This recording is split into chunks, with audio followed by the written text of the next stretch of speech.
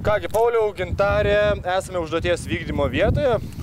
Užduoties vieta paruošta pilnai, matote prieš save 12 stiklų, ar ne? Tu turi per 2 minutės numušti 8, tai yra juos išdaužti. Gali ir daugiau, leidžiam. Štai to akiniai, kad kartais neprikristų koja akis, kad nesusižalotum, mes stengiamės, kad visos užduotis būtų saugiai atliekamos. Jūs tik atokiau paeikit biškį. Akmenų sočiai, manau, tikrai užteks. Ir štai tau riba, tai yra 6 metrų atstumas, atsiprašau, Gintarė. Pauliau, pasiruošęs? Pasiruošęs. Kągi, 1, 2, 3, pradedam. Turi likti 4 neišdaužti stiklai.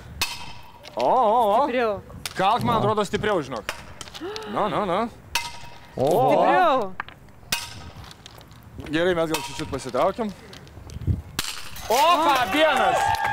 Gerai, 18 sekundžių, tai pradė 2 minutės turim. Atsargiai. Imk didesnį gal. O, tą patį. Nereikia tą paties jau. Oho. 2. Teisingai. Gerai, jau žemiau bandyk. Opa, šaunuolis. Nebedaug liko.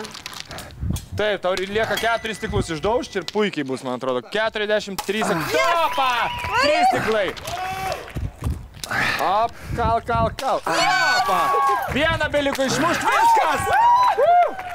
Tau te reikėjo pusės laiko iš viso, netgi ne pusės, per 53 sekundės. Gintarė, pasveikink, kągi su lūpdažiais, ne taip gerai pasisekė, bet su stiklais puikiausiai. Na ką, Paulius, užkietėjęs stiklų ir vitrinų daužytojas.